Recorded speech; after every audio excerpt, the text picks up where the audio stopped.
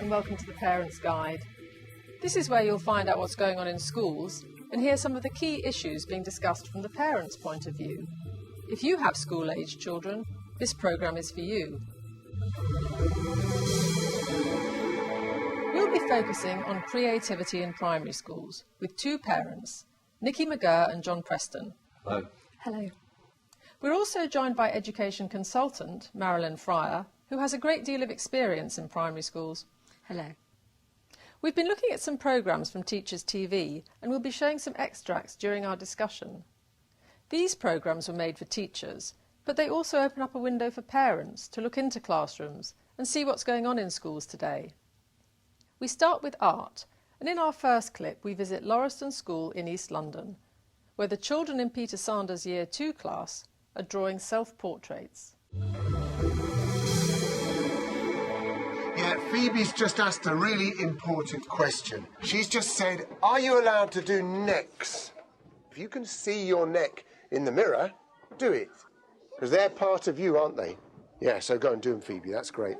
Yeah, shadow. Declan's doing some shadow here, fantastic. And put your pencils down. And put your hands on your head. I was really pleased with the way the lesson went today. I think the children worked extremely well, especially considering that they're only 3 weeks into being Year 2 children, so they're still very young. They drew for about an hour, which I think is extraordinary for such young children.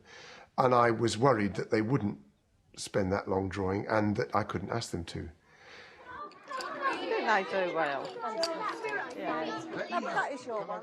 And I think they picked up what the whole idea of the lesson was. We were talking about tone, we were talking about line, we were talking about looking, and they really, really got everything that we talked about at the beginning of the lesson.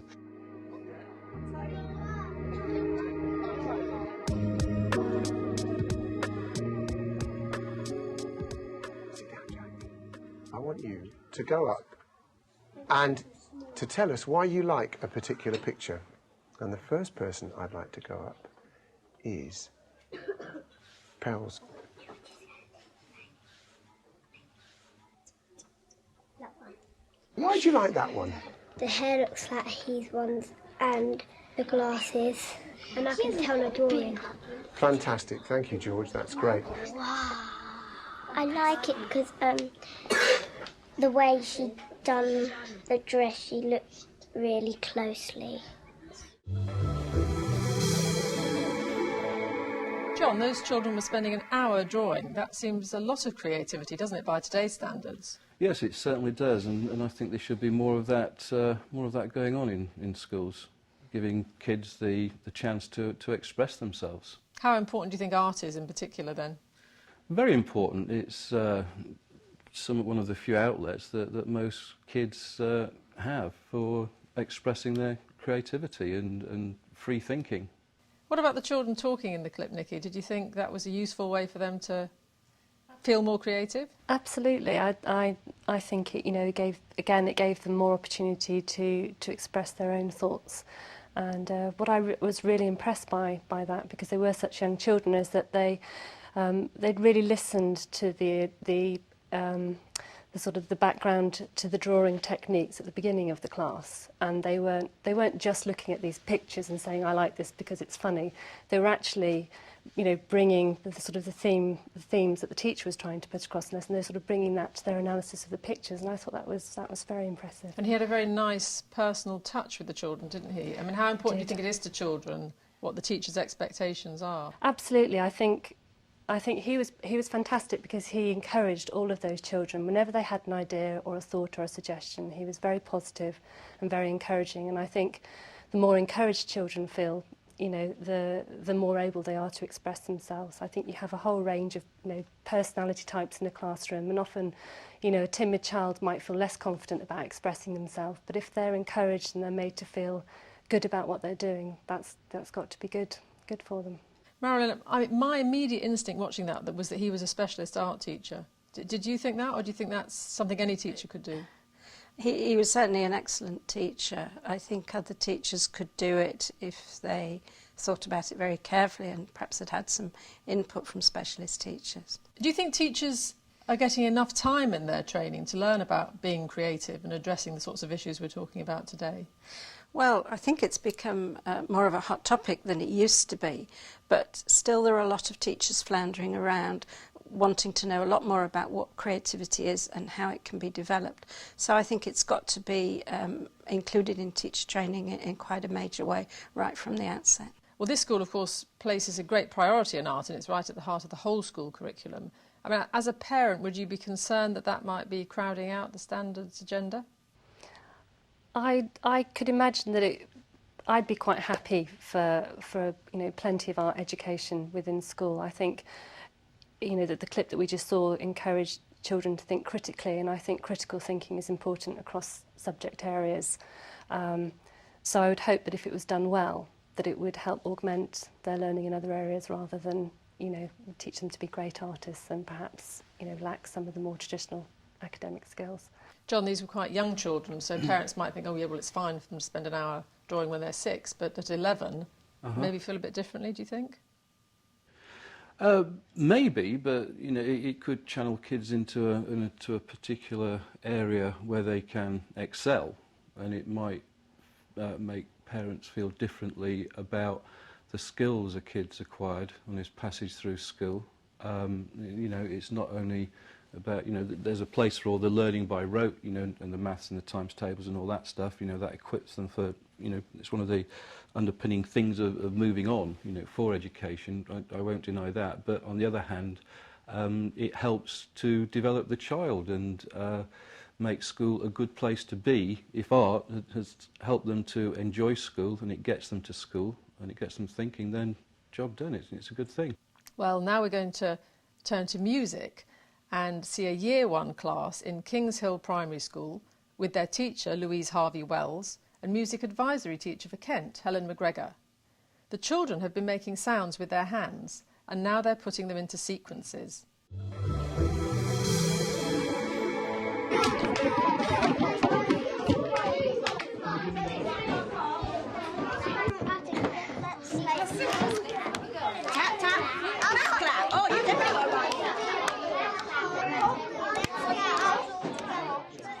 They're building up the idea of being able to read a piece of music, notate a piece of music, and they're ready to do it in Year 1. They could be doing exactly the same sort of activity in Year 6 with much more complex sounds, with rhythms perhaps, with melodies. But there it is already in Year 1, established. So I think she was very brave to take it on that stage, and the outcome was absolutely fantastic. The children have now produced their own musical scores which they can play, they can share, and they can perform to each other. Matthew and Charlie.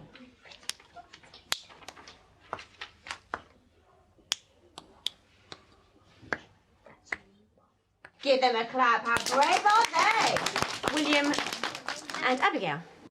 Right, ready? 1, 2, go. 1, 2, 1, 2, 1, 2. Well done. Music has to be hands-on, especially for small children.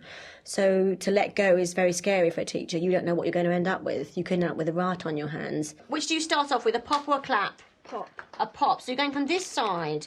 It's left-handed music here. Pop, pop, clap. Nicky, did you think that lesson was capturing the children's imagination? Definitely, they all seemed to be engaged by what the teacher was asking them to do, and they were all concentrating very hard. So, you could see them really focusing on the lesson. Did you think they knew what they were supposed to be getting out of it? Yes, I think so, because at the end they had the compositions that they'd created themselves. It was quite complicated. It was.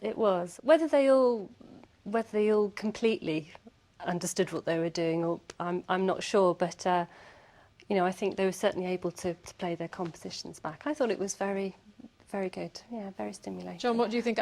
I mean, it's the sort of area that a teacher could feel really lacking confidence in, isn't it, if they haven't got a musical background? Yes, I think so. And to be honest, I thought it was pretty dull. I think my kids would prefer to, you know, make noises. There was a comment made in there about the teachers saying, you know, there's a danger of making too much noise or something like that. But noise is great, that's music, you know, music's instruments, drums, guitars, you know, pianos, stuff like that, not making noises with your hands. You know, I can see it as a basis for teaching the structure of music, but I would favour approach of going in with the big instruments and making a noise. Yeah, Marilyn, it had a different feel, didn't it, to the other creative art lesson, which was much more energetic and going somewhere. It did. I mean, the children were developing building blocks to creativity, and sometimes I think it's important that they do that. So not every lesson which contributes to children's creativity has to be quite creative in itself. I think that's an interesting point. I mean, what do we mean by creativity? It may be that in curricular terms it has a different meaning to what most parents' understanding of the word creative is. Possibly. I think in the UK we're very hung up on the relationship between creativity and the arts, and we tend to call the arts the creative arts. We don't say the creative sciences, although there's just as much scope for being creative in science as there is in art, as there is in any subject. For me, creativity is about pushing the boundaries forward in ways which are valuable and appropriate. And in order to do that, children have to build up all sorts of skills. They have to have a body of knowledge. And as we've seen in the clips, they have to be quite excited and motivated. So all those things contribute to the children's creativity. OK, well, now we're going to turn our attention to something very contemporary. And in the next clip, we look at computer games and their likely impact on teaching and learning. How can computer games be good for learning, let alone creativity? Too often in the traditional school curriculum, we give kids the nuts and bolts of the subject area rather than giving them opportunities to discover them for themselves. And that process of discovery is as important and probably more important than any of the content that you're learning along the way. Ultimately, the demand is coming from the kids. You know, children who are using computers at home for writing, for information seeking, for gaming, want to be able to use what they know are very effective tools to support them in their learning in the classroom. Today, educational products which draw on mainstream game design are beginning to make an impact in the classroom. Parkside Community College in Cambridge is exploring software for use largely in media education. Is it that one? Yeah. Get ready to switch. Working within a 3D environment, children can script and animate a drama by devising scenes and character dialogue. This Year 7 class are creating scenes that examine the issue of bullying. This software package is one of a number of products that aim to put powerful and flexible tools for learning in the hands of children. They appear to be engaged and stimulated by the control they exert within its virtual world. On the way, it's hoped that they develop teamwork skills and expand their creative writing range as they produce their first screen drama. John, those were slightly older children, but do you feel at ease with the idea of them using sort of what look like PlayStation games in the classroom? Yes, absolutely. You know, I think it's responding to the world they live in, you know, media, technology, interactive age. I think it's perfect for learning. Wasn't there a part of you as a parent that thought they spend all their lives at home on these computers? No, not now at they're all. doing it in school. It's there to be controlled like anything else, you know, like playing too much football or doing too much of anything. So in a controlled way, I think it's perfect. Nicky, do you think they're as valid as books and films and musical instruments? Absolutely. I think anything that engages children and gives them a sense of control and, you know, something that really encourages them to use their own ideas and to work as in a team. I think that seemed to work really well. I thought it was really exciting. I hadn't thought about computers in that way before. I hadn't realised that there were these tools that could be made available for, kids to do it themselves. I thought it was really exciting. But would you want to know more as a parent about the kind of technology and the content of the films that were being used? I think that would be helpful because I could understand that there might be a reaction against, students being occupied with games if people think of them in a traditional sense. I think the fact that they were, you know, designed with an educational purpose in mind, I think that would be interesting to, you know, to sort of communicate to parents. I think one of the problems there is that a lot of parents don't know what's going on in the classrooms and don't understand how students are being taught these days, and don't understand the sort of the latest drives and trying to be more creative. Marilyn, have you got experience of these sorts of programmes being used to make children more creative? Not those particular programmes, no. Certainly using the media in school I have experience of. But what I was particularly excited me was when the children were able to create their own dramas, and the games gave them a kind of framework to do that. The last time that creativity in education really had a field day was in the 60s, and in those days it was much more unstructured, and the children was told, here are the resources, just go and create, and many children didn't know what to do, so having that sort of framework I think is helpful. So you're saying it's a more controlled version of what went on in the 60s? Oh, well, it's a more structured version, but allowing plenty of creativity within that, and I think that's much more helpful to children. But John, that phrase child-centred learning, of course, which was big in the 60s, has been big time out of fashion since then. Do you think it should come back? The difference between now and the 60s is access to technology, you know, and the world we live in, and the technology should be used to its fullest extent. It's what enthuses kids. Marilyn, do you think over time this will really change the way that children learn using this sort of technology? I don't think it'll change the way children naturally learn. I think it will enable children to learn more effectively. I mean, for me, children learn in mainly three ways. One is active learning, one is copying a model for one reason or another, and the other one is because the learning they're doing is rewarding in some way, and this is keying into certainly the active learning approach. And do you think it's scary for some parents, Nicky, the extent to which children understand technology, which maybe their parents don't? Maybe. I think, you know, my experience is that, you know, gradually we're all, you know, all parents are being sort of pushed and shoved into sort of getting more familiar with technology in any case. And in a way, I think, you know, because we are such a kind of technology-driven society, I think most of us are quite amazed and surprised and delighted at the way children can cope with these new ideas, and, you know, put us to shame, really. OK, well, now we're going to look at how a traditional subject can be taught in an entirely different way. We go to Crossways Junior School and Simon Botton's Year 5 history lesson. He's asked the children to imagine they are TV newsreaders reporting on the different fates of Henry VIII's wives. Here, one group have transformed the cloakroom into a makeshift studio.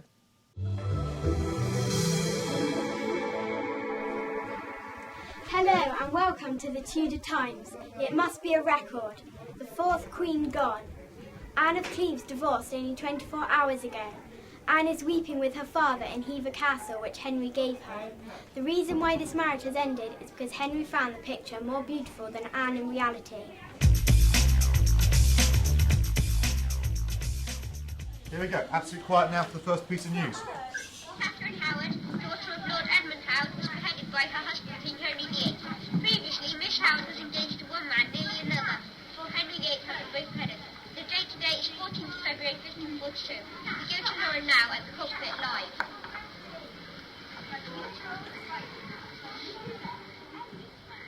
Hurrah! Thanks, George. Today this two very rough cops must be having a hard time. Ooh, that must have hurt. Have they too much action? The nice thing about having an interactive whiteboard is it allows you to show the children's work writ large at the end of the lesson. The children have done their videoing. Traditionally, you'd have to then get the tape out, put it in a big tape, go and get the TV, plug it in, huddle children around the television, and you might be 2 lessons later when the children actually get to see their work. This, the children come along, they grab the cameras, they stick it onto the uploader, and straight away the children can watch what they've achieved at the end of the lesson on a large screen, and that really gives it some impact. Nicky, that's something every child loves, seeing themselves on the telly, and they get to do it immediately, but do you feel they were really learning anything there? I think so. I think I was amazed that the children could produce those films, not only do the research but write scripts. So they're using their, creative thinking in terms of the literacy side of things. Create scripts, film and perform, quite, wonderful sketches and things within an hour and 10 minutes. I thought it was really ambitious at the beginning when I sort of first saw that lesson and thought there was no chance they'd be able to produce anything anywhere near decent. And I think they did. And I think that they will recall those facts as well, because they'll sort of link that in with having such a fun lesson. So I thought it was a really great way of teaching history. John, did you think it was creative? Yeah, I thought it was very creative, and most importantly, they were having a fabulous time. Every one of those kids hugely enjoyed that exercise. Marilyn, one thing that comes through this discussion and other discussions is the importance parents place on children being happy and enjoying what they learn and remembering. I mean, is there a time for children just to be getting their heads down and working and not necessarily being happy and enjoying it, or should we expect that every minute of the school day? I think it'd be nice if children enjoyed every minute of the school day, but I guess they'll be more keen on some things than others. I think as long as they feel secure and valued and they enjoy a good proportion of it, that's fine. But I don't think that necessarily contrasts with working hard. I think a lot can be demanded of children. But I'd just like to pick up also on the idea of technology.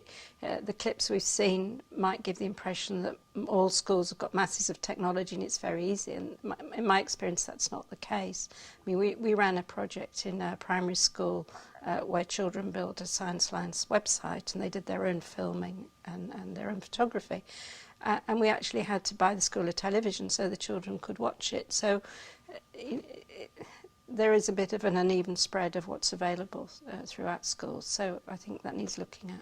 Yeah, so that's something that parents watching might benefit from watching a programme like this then, John, because they'd be able to see what might be available in another school that isn't in their own. Yeah, I'd be shocked to hear that there's a school out there without a television. I think it's disgraceful. And, in terms of access to the technology, you can go out and get a camera phone for next to nothing and have that on a PC in no time whatsoever. So there's no excuse for anyone not having access to any technology to go through lessons like that and role play like that. It's accessible to everyone. Nicky, do you think it's helpful for parents to see what's going on in other schools and maybe then getting an understanding of what their school might do better? I think it can only help. I think it's, I've learned an awful lot having watched, the clips that we've seen on the programme today. And it does sort of fill you with enthusiasm, and it makes, perhaps, as parents we can go into our own schools and share some of those things. And it's always good to sort of learn from others and try and pick up from others and try and get the best of the best experience. And what about this issue of children being led to expect that it all ought to be enjoyable and maybe not, then finding it rather boring when it's just, nose down to the grindstone? I think it's always very difficult because, if you have a group of people, you're going to have different personality types and different children who learn in different ways. And, going back to art, for example, you'll have some children who absolutely love to draw and express themselves, and some children who find it, frankly, that is a sort of a boring thing for them. So, it's very difficult. I think, encouraging children and making them feel involved and valued is the key thing. OK, well, now we're going to look at another subject, geography, and ask how that too can be taught in a different and more creative way. We're going to Frampton Cotterell Primary School, where teacher Claire Taylor is doing a topic on the weather with her Year 4 class. She works across the curriculum to make the learning more meaningful and incorporates literacy, maths, ICT, and in this extract, dance. When we're playing the music and when we're dancing, think about, does this reflect weather? Does this reflect the type of weather I'm thinking of? And we need to be discussing our moves. Does this work? Does that work? Does this move link on to the next move nicely? Can we put a move in the middle to link the two moves? Okay, and you do that through discussing and practicing and trying out different moves. Go round once, and then round the other way, and then still if the long thing isn't on, we can just go like that around. One of the aims of the group work and the evaluation is to develop pupil skills in peer assessment.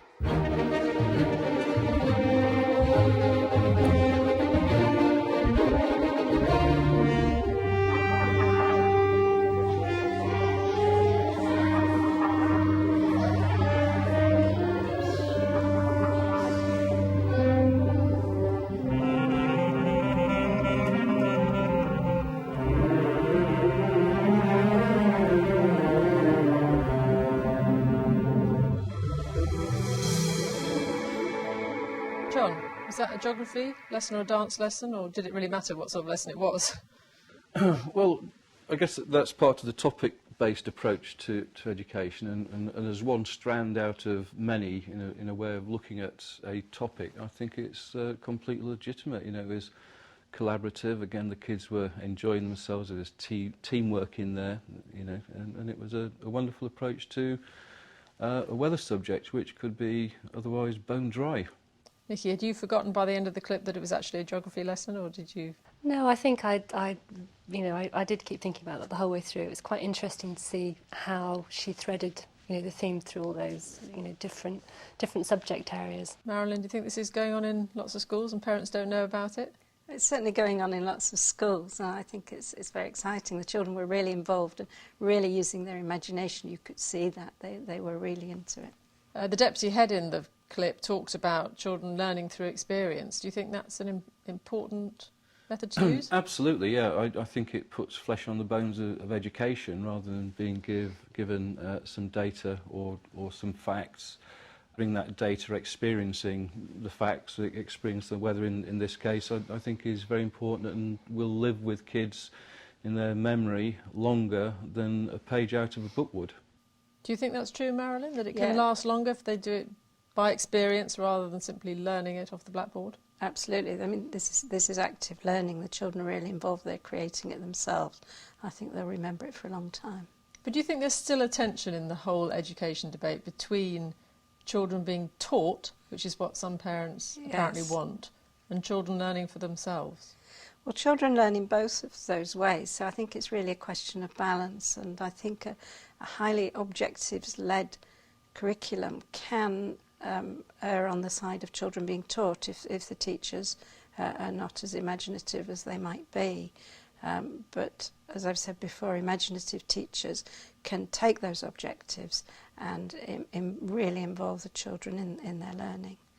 And to key in from the children's experience, it's obviously helpful to go from where the children are than from some remote place where you think they might be. It's much more meaningful to the children, much more effective.